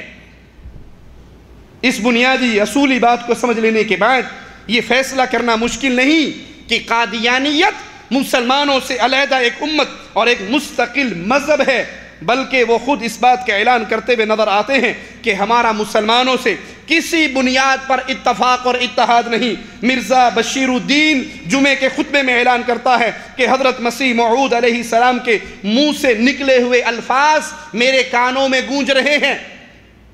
مرزا بشیر کے الفاظ سنیے جو اپنے نبی سے نقل کرتا ہے کہ مرزا غلام احمد قادیانی کے الفاظ میرے کانوں میں گونج رہے ہیں۔ آپ نے فرمایا یہ غلط ہے کہ دوسرے لوگوں سے ہمارا اختلاف صرف وفات مسیح اور چند مسائل پہ ہے۔ مرزا قادیانی کا بیٹا بشیر تسلیم کر رہا ہے کہ یہ غلط ہے، یہ غلط ہے۔ مرزا قادیانی نے کہا کہ ہمارا مسلمانوں سے اختلاف وفات مسیح یا چند مسائل پر ہے۔ حقیقت یہ ہے کہ مرزا نے کہا اللہ تعالیٰ کی ذات، رسول کریم صلی اللہ علیہ وسلم، قرآن، نماز، روزہ، حج، زکوٰۃ، غرض آپ نے تفصیل سے بتایا کہ ایک ایک چیز میں ہمیں ان سے اختلاف ہے۔ کون کہہ رہا ہے؟ مرزا بشیر نقل کر رہا ہے کس کا کلام؟ غلام احمد قادیانی کا، کہ ہمارا مسلمانوں سے کس کس مسئلے پہ اختلاف ہے۔ پھر سنیے، اللہ کی ذات پہ اختلاف، رسول اللہ پہ اختلاف، قرآن پہ اختلاف، نماز پہ اختلاف، روزے پہ اختلاف، حج پہ اختلاف، زکوٰۃ پہ اختلاف، غرض آپ نے تفصیل سے بتایا، ایک ایک چیز میں ہمارا ان سے اختلاف ہے۔ الفضل 30 جولائی 1931۔ اب اللہ کے بتاؤ، جو شریعت میں رب کے بیان کردہ مقام سے اختلاف کرے وہ مسلمان ہو سکتا ہے؟ جو مقام مصطفیٰ سے اختلاف کرے وہ مسلمان ہو سکتا ہے؟ اس نے تو ایک ایک چیز کا ذکر کیا، اور میں آپ کے سامنے بیان کرنا چاہتا ہوں۔ ابو بکر صدیق رضی اللہ عنہ وارضا نے کہا تھا، یہ زکوٰۃ کا انکار کرنے والے، میں ان سے جنگ کروں گا، اگر تم سارے لوٹ جاؤ گے میں اکیلا جنگ کروں گا۔ کہنے والے نے کہا، عائشہ کے بابا تو ان سے جنگ کرے گا جو نماز پڑھتے ہیں؟ کہا، میں ان سے جنگ کروں گا جو نماز اور زکوٰۃ میں فرق کرتے ہیں۔ اللہ کی قسم، ایک رسی جو یہ مصطفیٰ کو دیا کرتے تھے، اگر ابو بکر سے روکیں گے میں اس ایک رسی کو لینے کے لیے قتال کروں گا۔ اللہ کا واسطہ دے کر سوال کرتا ہوں، اے امت اسلام، ابو بکر صدیق ان کو مسلمان سمجھ کے لڑ رہے تھے یا کافر سمجھ کے؟ کافر سمجھ کے، اسلام کی ایک چیز سے اختلاف کرتے ہوئے، ایک کا انکار کرتے ہوئے کفار سمجھ کے جنگ کی۔ اور یہاں مرزا خود کہتا ہے، ہمارا مسلمانوں سے اللہ کی ذات پہ اختلاف ہے، محمد کریم پہ اختلاف ہے، قرآن پہ اختلاف ہے، نماز پہ اختلاف ہے، روزے پہ اختلاف ہے، حج پہ اختلاف ہے، زکوٰۃ پہ اختلاف ہے۔ جس طرح ہماری امت محمد علیہ السلام ہے، ان کی امت قادیان ہے، امت قادیان کا امت محمد سے مکمل ہی اختلاف ہے۔ اسی اختلاف کے شوق میں مرزا قادیانی نے کے ماننے والوں نے اسلامی تقویم کے مقابلے پہ قادیانی تقویم بنائی ہے۔ سنیے ذرا، اسلامی تقویم کیا ہے؟ محرم، صفر، ربیع الاول، ربیع الثانی، جمادی اول، جمادی الثانی، رجب، شعبان، رمضان، شوال، ذی قعد، ذی الحج۔ یہ تقویم کس کی ہے؟ امت محمد کریم صلی اللہ علیہ وسلم کی۔ امت قادیان کی تقویم بھی سنیے، ان کے مہینوں کا نام سنیے۔ مرزائی تقویم: صلح، تبلیغ، امان، شہادت، ہجرت، احسان، وفا، ظہور، تبوک، اخا، نبوت، فتح۔ احمدیہ ڈائری کے اندر یہ تقویم موجود ہے کہ امت مسلمان کے مقابلے پہ امت قادیان نے پوری تقویم اسلامی تقویم کے مقابلے پہ بنائی ہے۔ ان کا ایک ایک عمل، ان کا ایک ایک عقیدہ، ان کا ایک ایک کردار امت محمد کریم صلی اللہ علیہ وسلم سے ٹکراتا ہے۔ اور یہاں پر میں ایک اور بات کہتا چلوں، اگر امت قادیان کا مسلمانوں کے عقائد سے مکمل اتفاق ہو، اگر امت قادیان کا امت مصطفیٰ علیہ السلام سے تمام مسئلوں میں مکمل اتفاق ہو، صرف میرے نبی کی نبوت کی خاتمیت کا انکار کرنے کی وجہ سے اللہ کی قسم وہ اسلام سے ایسے نکلے ہوئے ہیں جیسے بال گوندے ہوئے آٹے سے نکل جاتا ہے۔ ان کے کافر ہونے کے لیے ایک مسئلہ کہ محمد کریم کے بعد سچا نبی، سچے اللہ نے قادیان میں بھیجا ہے، یہی ایک جملہ، یہی ایک عقیدہ، یہی ایک مسئلہ ان کو اسلام سے نکال کر ہمیشہ کی جہنم کی وادی میں دھکیل دیتا ہے۔ وہ تو خود اقرار کرتے ہیں ہمارا مسلمانوں سے کسی مسئلے میں اتفاق نہیں، بلکہ امت اسلام کے مقابلے پہ ہمارا ہر مسئلہ الگ ہے۔ میں کہتا ہوں اگر ہر مسئلہ امت اسلام سے امت قادیان کا ملتا بھی ہو، صرف ایک مسئلے پر اختلاف کہ محمد کریم کے بعد وہ کسی اور کو نبی جانے، نبی مانے، اس کی نبوت کو تسلیم کریں، اس کے لیے نبی کا لفظ استعمال کریں، ان کے کافر ہونے کے لیے کافی ہے۔ اللہ نے توفیق دی کسی اور ملاقات میں قادیان امت کا امت مصطفیٰ سے عقائد میں کیا اختلاف ہے، اللہ کی ذات پر، مصطفیٰ کی ذات پر، قرآن حکیم پر، اس کو ذکر کریں گے۔ ایک بات کہہ کے اپنی بات کو ختم کرتا ہوں، امت محمد کریم کا ایمان ہے قل هو اللہ احد اللہ الصمد لم یلد ولم یولد۔ اللہ کا کوئی بیٹا، اللہ کی کوئی بیوی، اللہ کی کوئی اولاد نہیں ہے، یہ امت محمد کریم کا اتفاق ہے۔ اور جو اللہ کے لیے بیٹا قرار دے، اللہ کی طرف بیٹوں کی نسبت کرے، امت مصطفیٰ اس کو مسلمان مان سکتی؟ یہ جرم اتنا بڑا جرم ہے کہ قرآن ہمیں خود اس کی خبر دیتا ہے، تکاد السماوات یتفطرن منہ وتنشق الارض وتخر الجبال هدا ان دعوا للرحمن ولدا۔ قریب ہے آسمان پھٹ جائے، زمین ریزہ ریزہ ہو جائے، پہاڑ ٹکڑے ٹکڑے ہو جائیں، کیوں؟ ان دعوا للرحمن ولدا، ان ظالموں نے رب کے لیے بیٹا پکڑ لیا ہے، بیٹا اختیار کیا ہے، یہ کہا ہے کہ اللہ کا بیٹا ہے۔ اللہ کی طرف بیٹے کی نسبت اتنا ظالمانہ قول ہے، اتنا مجرمانہ قول ہے، اتنا بڑا خطیر ثقیل بھاری قول ہے، اس بھاری پن کو نہ آسمان کی قوت برداشت کر سکتی ہے، نہ پہاڑ سہ سکتے ہیں، نہ زمین سہ سکتے۔ اللہ کا کوئی بیٹا نہیں ہے۔ اور مرزا غلام احمد قادیانی اپنی کتاب حقیقت الوحی میں کہتا ہے، اللہ نے مجھ سے کہا انت منی بمنزلت ولدی، غلام احمد تو میرے ساتھ تیرا ایسے ہی رشتہ ہے جیسے بیٹے کا ہوتا ہے، تیرا میرا رشتہ ایسے ہی ہے، تیرا مقام میرے نزدیک ایسے ہی ہے۔ انت منی بمنزلت ولدی، انت منی بمنزلت روحی، انت منی بمنزلت جسدی، انت منی بمنزلت عرشی، تو میرے عرش کی طرح ہے، میری روح کی طرح ہے، میرے بیٹے کی طرح ہے۔ اور اللہ کی طرف بیٹے کی نسبت کرنا ایمان نہیں ہے، کفر ہے۔ مرزا قادیانی سے امت اسلام کے بڑے اختلاف ہیں، مرزا قادیانی سے امت محمد کریم کے بڑے اختلاف ہیں۔ میرے نبی پہ وحی آتی تھی آسمان سے، کون لاتا تھا؟ جبرائیل لاتا تھا۔ مرزا پر بھی وحی آتی تھی، میرے نبی پر فرشتے اترتے تھے۔ اسی لیے آقا علیہ الصلوۃ والسلام کی وفات پر ام ایمن نے رو کر کہا تھا، ایک تو غم پیارے حبیب کی وفات کا غم ہے، پیارے حبیب کی جدائی کا غم ہے، اور ایک بڑا غم یہ بھی ہے مصطفیٰ کے جانے کے بعد وحی کا سلسلہ بند ہو گیا ہے۔ وحی کا سلسلہ، نبی پر وحی آتی تھی، کون لاتا تھا؟ جبرائیل لاتا تھا۔ بھیجتا کون تھا؟ اللہ۔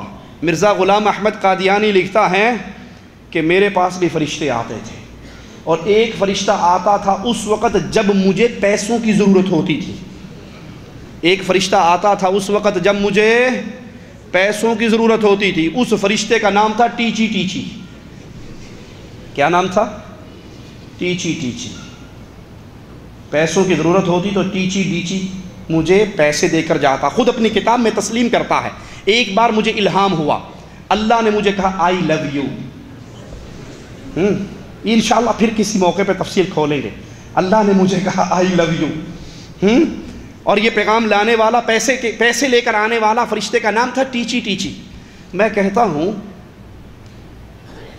عربی زبان میں ٹی نہیں ہے، اسی لیے آپ نے عربوں کو سنا ہوگا وہ ٹیچر کی بجائے تیچر بولتے ہیں، ٹے کو تے بولتے ہیں۔ عربی میں تا ہے، ٹے نہیں ہے، ٹی نہیں ہے۔ یہ ٹیچی ٹیچی لگتا برطانیہ کا فرشتہ سے، پیسے بھی تو اتوں ہی آتے سن، جہاں سے پیسے آتے تھے ویسے ہی فرشتے بھیجتے تھے۔ اور یہ آئی لو یو کا میسج رب سے نہیں آتا تھا، ملکہ وکٹوریہ سے آتا تھا۔ اللہ ہمیں اس امت قادیان کے فتنوں سے محفوظ رکھے۔ ان کے بارے میں جیسے ابھی شیخ فرما رہے تھے، کچھ لوگ ہمارے لمبی چادر اوڑھ کر سو چکے ہیں، بڑے خوش ہیں کہ ان کو کافر قرار دے دیا گیا، اور میں کہتا ہوں کہ یہ بہت خطرناک بیماری ہے۔ ایک وہ دشمن ہے جس کو آپ جانتے ہیں کہ وہ دشمنی کر رہا ہے، وہ دشمنی کی آگ بھڑکا رہا ہے، اور آپ اس کے مقابلے کی تیاری کرتے ہیں، اور ایک کو آپ سمجھتے ہیں کہ بس کافر قرار دے دیا، ہماری ذمہ داری ختم ہو گئی۔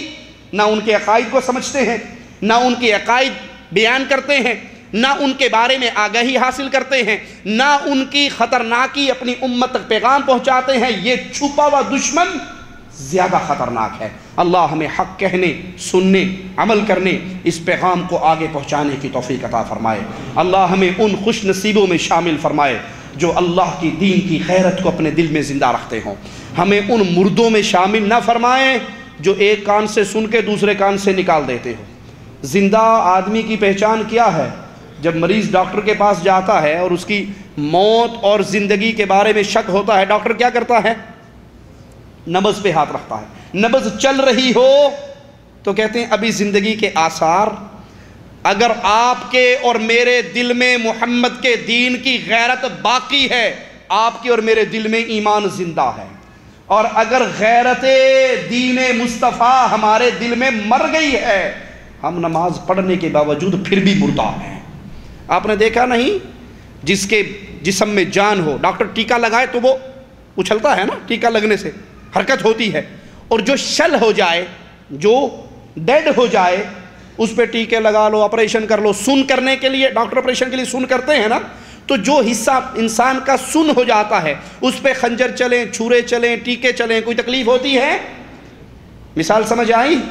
اب پیغام بھی یاد کرنا، اگر امت اسلام کے خلاف جو آج امت کفر و شرک سازشیں کر رہی ہیں، وہ سن کر مجھے اور آپ کو درد ہو، تکلیف ہو، تو یاد رکھنا آپ کا اور میرا ایمان زندہ ہے۔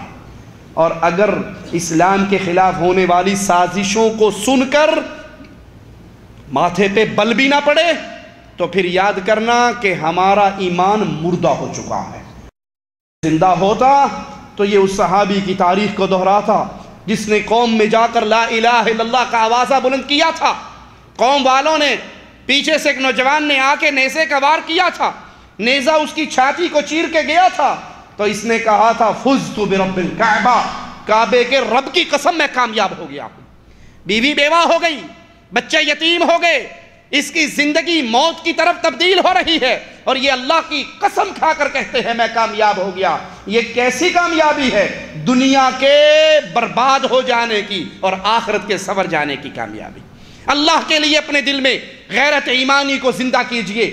یہ پیغام علماء کا کام صرف نہیں ہے کہ وہ آپ تک آئیں پیغام دیں اور میں بعد میں چادر اوڑھ کر سو جاؤں۔ یہ پیغام ہر اس کے لیے ہے جس کے دل میں فاطمہ کے بابا کی محبت جاگ رہی ہے۔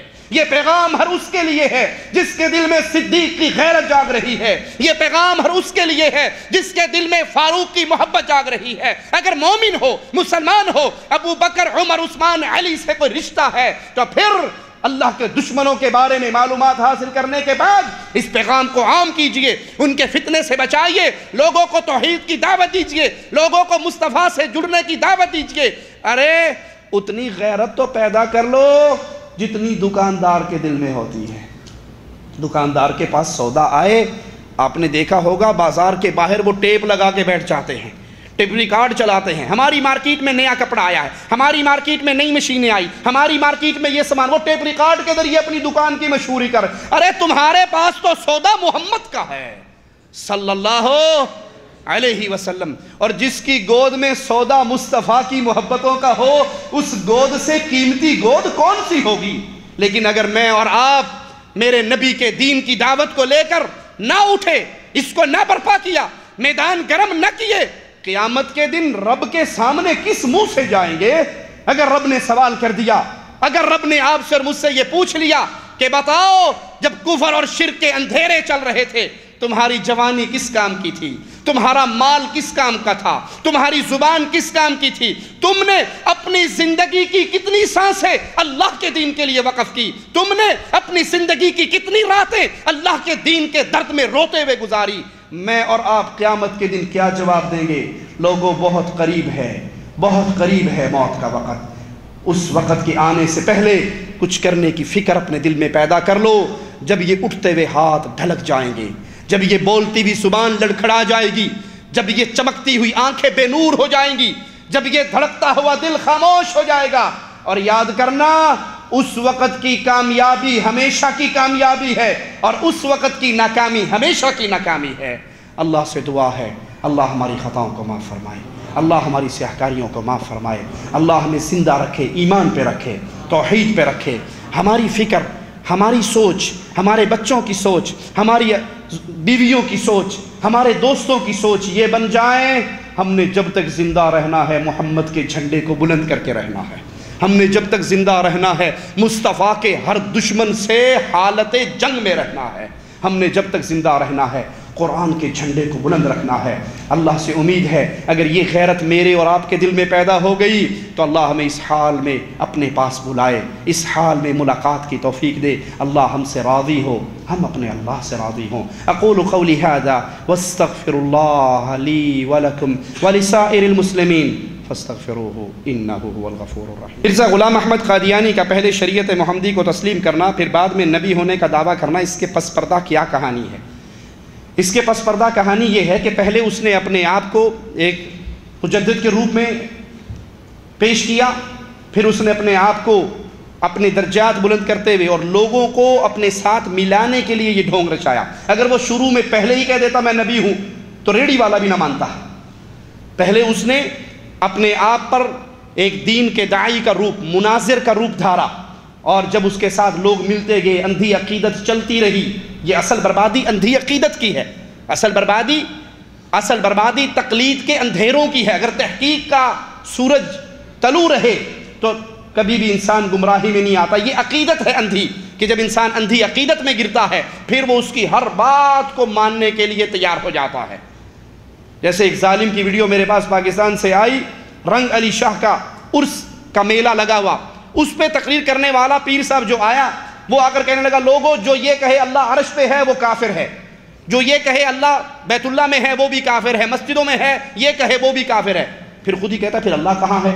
کہا آنکھیں کھول کے غور سے دیکھو، 1400 سال سے اللہ انسان کی شکل میں خاک اور مٹی کے پتلے میں ظاہر ہو چکا ہے۔ اب اس کے اندھے مرید، مقلد مرید، ایک مرید اٹھا، دوڑ لگائی اور جا کے وہ پیر اپنے رب صاحب کے پاؤں میں سجدہ کیا اور اس کے پاؤں کو زور سے پکڑ لیا اور کہنے لگا تو ہی میرا رب ہے، تو ہی میرا رب ہے، تجھے چھوڑ کے کہاں جاؤں؟ انہیں انہیں کو زور دا پھڑیا کہ رب صاحب ہی ڈگ پہ۔ میں کہا جا رب نو کھلوتا تے رہن دیندا، تو تے ڈیگ ہی چھڑیا۔ اللہ مسجد میں موجود ہے یا کعبہ اللہ کا گھر ہے، اللہ کعبے میں موجود ہے یا نبی کی تربت پاک اور روضہ رسول اور نبی کا گھر ہے اور سونے کی جالی میں نور چمکے مار رہا ہے، یا مکے مدینے کی گلیاں بزرگ ہیں، ان کی عزت ان گلیوں سے اللہ کے ہاں زیادہ ہے۔ میں کہتا ہوں یہ کلمہ پاک، اللہ پاک، قرآن پاک، حدیث پاک اور حقیقت کی خلاف ورزی ہے اور جھوٹ ہے۔ میں یوں کہوں گا کہ بسم اللہ کی صورت بھی بن گئی ہے جی، بسم اللہ الرحمن الرحیم بھی بن گئی ہے۔ لا الہ کون ہے؟ لکیریں لا الہ نہیں، میں روشنی والا ہوں کہ اے لوگوں آپ کو خدا اپنی صورت میں ملے گا، نہ آسمان پر جانا پڑتا ہے۔ 1400 سال سے اللہ تعالیٰ اس خاکی مٹی کے پتلے میں ظاہر ہو چکا ہوا ہے، اللہ کا نور ظہور ہو چکا ہوا ہے اور خدا بندے کی صورت میں ظاہر ہو چکا ہوا ہے۔ رب تو میرا ہے، رب میرا تو ہے، رب میرا تو ہے، رب میرا تو ہے، رب میرا تو ہے، رب میرا تو ہے، رب میرا تو ہے، میں جاؤں کدھر؟ رب تو میرا ہے۔ یہ اندھی عقیدت ہے۔ تو پہلے مرزا نے اپنے آپ کو ایک عالم کے روپ میں، ایک مناظر کے روپ میں، ایک مجدد کے روپ میں پیش کیا۔ جب پبلک ان کے ساتھ مل گئی اور اس نے کہا قریب قریب ہے کہ یہ میری بات مان لیں، پھر اس نے یہ دعویٰ کیا تاکہ اپنے زہر کو امت اسلام میں داخل کر سکے۔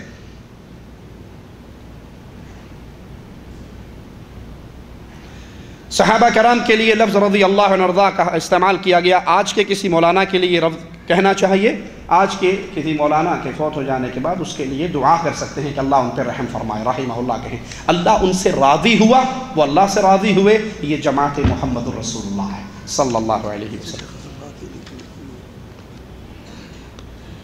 احمد رضا خان بریلوی کے نام کے ساتھ ایک شخص رضی اللہ لگاتا ہے، انا للہ و انا الیہ راجعون۔ اس نے بھی تھوڑا سا قدم اٹھایا تھا، بیچارہ پیچھے رہ گیا۔ مرزا قادیانی نے پہلے ڈھنڈورا پیٹ دیا۔ وہ بھی اپنی ملفوظات میں لکھتا ہے کہ سر میں درد ہونا، بخار ہونا، یہ نبی کو ہونے والے امراض ہیں، یہ وہ مرض مبارک مرض ہیں جو نبی کو ہوتے ہیں۔ کہتا ہے الحمدللہ مجھے بھی سر میں درد رہتا ہے، بخار بھی رہتا ہے۔ ابھی وہ قدم اٹھانے ہی لگا تھا کہ پہلے مرزا نے کہا تو کھلو، میری باری آ گئی ہے۔ اس نے اپنی نبوت کا اعلان کر دیا، وگرنہ بہت ہیں جو اپنی اپنی نبوت کی پنڈاریاں کھول کر بیٹھے تھے۔ تذکرہ غوثیہ کے اندر غوث علی شاہ قلندر قادری لکھتا ہے کہ حضرت شبلی کے پاس 2 مرید آئے، کہنے لگے اپنا مرید ہمیں مرید بنا لو، سلسلے میں داخل کر لو۔ کہا پڑھ لا الہ الا اللہ، پڑھ لا الہ الا اللہ، شبلی رسول اللہ، پڑھ لا الہ الا اللہ، چشتی رسول اللہ۔ اس نے کہا جی میں استغفر اللہ لا حول ولا قوت. پیر صاحب نے کہا لا حول ولا قوت. کہا تو کیوں کیا؟ کہا تو نے کیوں کہا؟ کہا میں نے تو اس لیے کہا کہ جاہل کے سامنے مرید بننے آ گیا. کہا میں نے اس لیے کہا پاگل کے سامنے راز کی بات کہتی ہے. دوسرے سے کہا, وہ سائڈ پہ کہا پیچھے جا, دوسرا کیا ہے, تو پڑھ لا الہ الا اللہ شبلی رسول. اس نے کہا حضرت میں تو کچھ اور سوچ کر آیا تھا, میں تو کچھ اور سوچ کر آیا تھا, آپ تو ورے ہی گر پڑے, رسالت پہ ہی قناعت کر لی. رسالت کے بعد کیا مقام ہے اللہ کا؟ کہ میں تو کچھ اور ہی سوچ کے آیا تھا. مثال کے طور پہ ایک بندہ کسی کو 1000 ریال دینے کے لیے تیار بیٹھا اور وہ کہہ دیجیے 100 ریال ہی دے دو. کہ جا چوڑا 100 ہی منگے, میں تو 1000 دے دوں تیار بیٹھا سا ہیں. وہ کہتا ہے حضرت میں تو آپ کو اللہ ماننے کے لیے آیا تھا, آپ تو ورے ہی گر پڑے, صرف رسالت پہ قناعت کی. کہا شاباش شاباش, تم بیٹھو ہم تمہیں تعلیم کریں گے. تو یہ وہ خفیہ نبوت کے ڈاکو ہیں جو اپنا تھیلا تیار کرتے رہے اور قادیانی نے پٹاری کھول دی. غوث قطب ابدال پر روشنی ڈالیں, ان پہ روشنی ڈالنے کے لیے بھائی بڑا لمبا ٹائم چاہیے. یہ صوفیہ کے بنائے ہوئے القاب ہیں. غوث قطب ابدال ملت اسلامیہ سے, شریعت محمدیہ سے کسی غوث قطب کی کوئی دلیل نہیں ملتی. یہ مرزا قادیانی کا کس کے ساتھ مناظرہ ہوا جب اس کی موت واقع ہوئی؟ عطا اللہ شاہ بخاری سے یا پیر مہر علی شاہ سے؟ ان دونوں سے نہیں ہوا.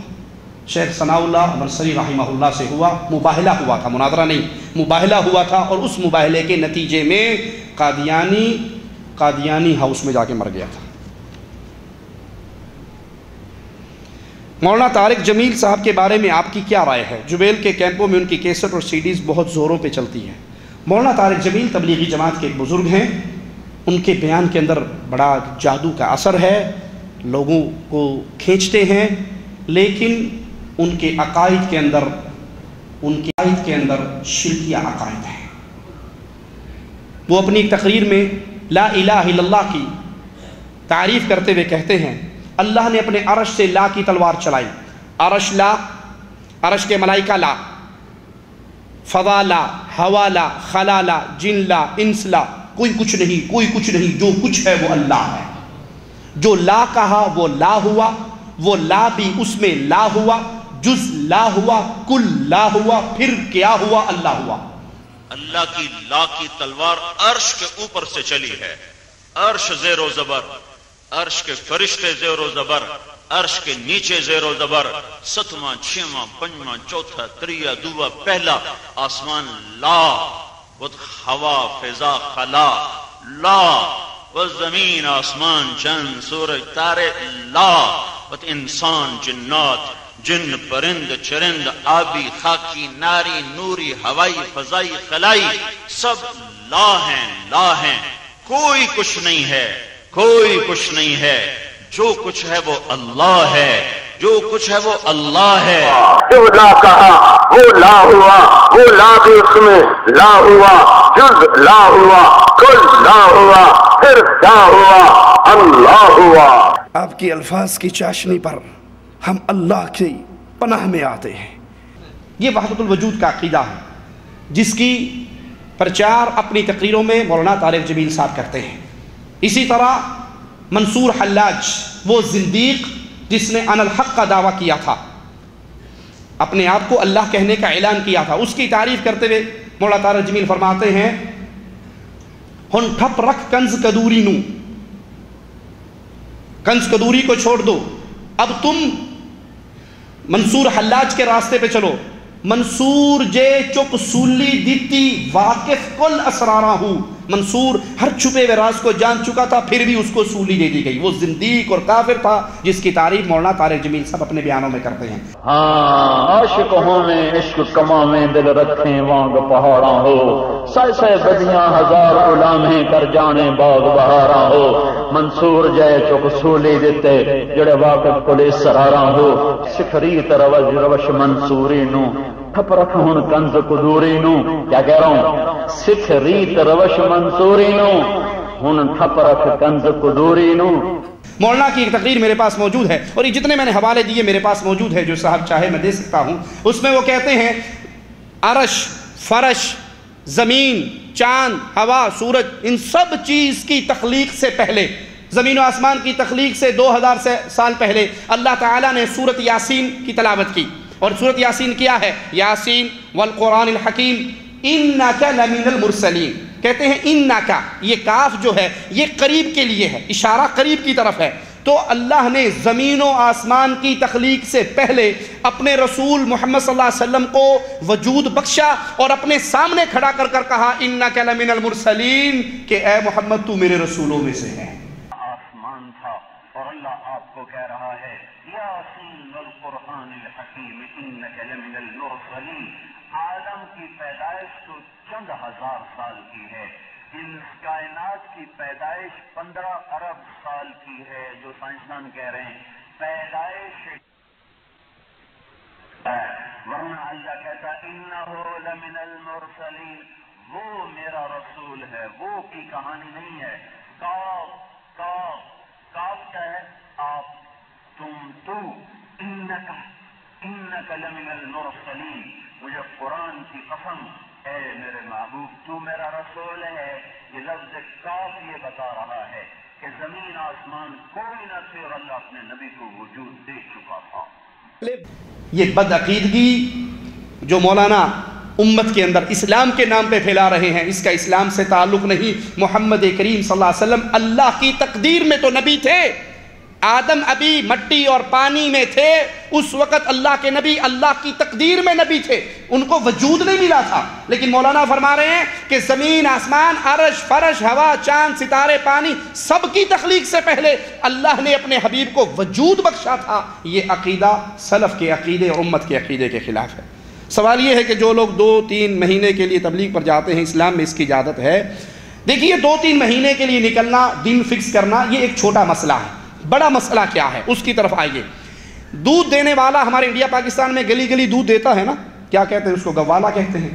اس کا اچھا کام ہے یا برا کام؟ اگر وہ دودھ نہ دے تو آپ کو خود بھینسوں کے باڑے میں جانا پڑے گا۔ کتنا اچھا کام ہے، بیچارہ دودھ لاتا ہے، گلی گلی دیتا ہے، ٹھیک ہے۔ لیکن اگر وہی دودھ والا اپنے دودھ میں زہر ڈال کر دے، کیمیکل ڈال کر دے، بچوں کو موشن لگ جائیں، بچے بیمار ہو جائیں، ہیضہ ہو جائیں، الٹیاں لگ جائیں، کیا خیال ہے اب کوئی کہے گا کہ یار بڑا اچھا کام کر رہا ہے؟ وہ کہے کہ چلو کوئی نہیں، میں نے تھوڑا سا زہر ڈالا ہے، آپ یہ تو دیکھو میری محنت کتنی ہے، میں دروازے پہ آتا ہوں، صبح سورج نکلنے سے پہلے جا کر بھینسوں والے سے دودھ اٹھاتا ہوں۔ کہیں گے تیری محنت بھاڑ میں گئی، تو دے کیا رہا ہے؟ یہی کہو گے؟ تبلیغی جماعت والے بھائی ڈور ٹو ڈور آتے ہیں، ہم مانتے ہیں اس کی اس محنت کا، ان کے اس اخلاص کا ہم قدر کرتے ہیں، لیکن سوال یہ ہے وہ دے کیا رہے ہیں؟ ان کی ہاتھ میں ہے کیا جو پڑھ کر سنا رہے ہیں؟ فضائل اعمال، فضائل صدقات، فضائل حج، یہ وہ کتابیں ہیں جو شرک کے پیغام سے بھری ہوئی ہیں۔ ایک حوالہ دے کر اپنی بات ختم کرتا ہوں۔ فضائل صدقات میں مولانا ذکریہ اسی عقیدہ وحدت الوجود کو بیان کر کے لکھتے ہیں، اے اللہ جو تو ہے وہ میں ہوں، میں اور تو خود شرک در شرک ہیں۔ یہ کاغذ ہے نا، یہ کاغذ اس کاغذ کا شریک ہے یا نہیں؟ یہ پھاڑنے سے، یہ الگ کرنے سے اس کاغذ کی نسل تو نہیں تبدیل ہوئی؟ یہ کاغذ سے آلو تو نہیں بن گیا؟ یہ بھی کاغذ، یہ بھی کاغذ۔ وہ کہہ رہے ہیں اے اللہ جو تو ہے وہ میں ہوں، میں اور تو خود شرک در شرک ہیں۔ بندہ رب بن سکتا، وہ خالق ہے، یہ مخلوق ہے، وہ رازق ہے، یہ مرزوق ہے، یہ عابد ہے، وہ معبود ہے۔ یہ شرک کا عقیدہ ہے، اور اس طرح کے بے بہا واقعات فضائل اعمال اور فضائل صدقات میں بھرے ہوئے ہیں۔ اللہ ہمیں حق سچ کہنے، سننے، عمل کرنے، آگے پہنچانے کی توفیق عطا فرمائے۔ اقول قولی ھذا واستغفر اللہ لی ولکم ولسائر المسلمین فاستغفروہ انہ هو الغفور الرحیم۔